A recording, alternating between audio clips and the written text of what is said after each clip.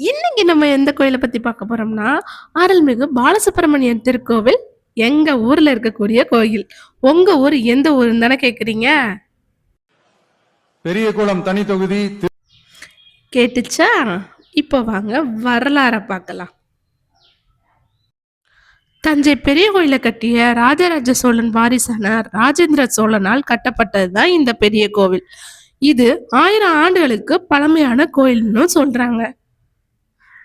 அறம் வளர்த்த நாயகி உடனுரை அருள்மிகு ராஜேந்திர சோழீஸ்வரர் பாலசுப்பிரமணியன் திருக்கோவில். கோவிலோட வலது பக்கத்துல வராக நதி வந்து ஓடுது. வராக நதி கரையோரமா ஒரு விநாயகர் வந்து வெற்றிருக்காரு. அது மட்டும் இல்லாம இந்த கோயில்ல தரிசனம் பண்ணிட்டு வேண்டிட்டு போனா திருமண தடைகள் உள்ளவங்களுக்கு திருமண தடைகள் நீங்கி திருமணமாகும்னு, குழந்தை பாக்கியம் இல்லாதவங்களுக்கு குழந்தை பாக்கியம் கிடைக்கும்னு நம்பப்படுது. அது மட்டும் இல்லாம முக்கியமான ஒண்ணு, வராக நதியில 2 கரையோரமா ஆண் பெண் மருத மரங்கள் இருக்கு.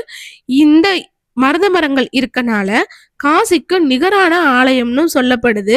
நீங்க காசிக்கு போக முடியலைன்னா பெரிய குளத்துல இருக்க பெரிய கோயிலுக்கு வந்தீங்கன்னா காசிக்கு போன புண்ணிய பலன்கள் வந்து கிடைக்கும்னு சொல்றாங்க. திருவிளையாடல்கள்ல ஒன்னான பன்றிக்கு பால் கொடுக்கும் நிகழ்வு இங்கதான் நடந்துச்சுன்னு வரலாறு சொல்லுது. கோவிலை ஏன் கட்டினார்னு பாப்போமா?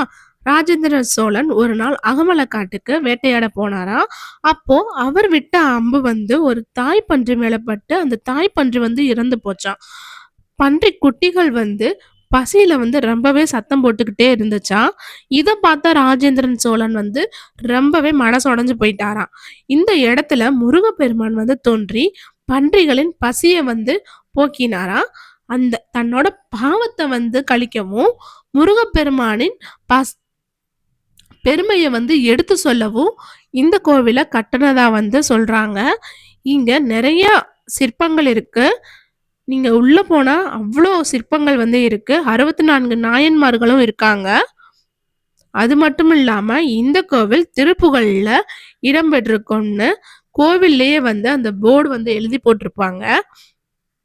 இந்த மாதிரி வீடியோஸ் பிடிச்சிருந்ததுன்னா கண்டிப்பா எனக்கு சப்போர்ட் பண்ணுங்க.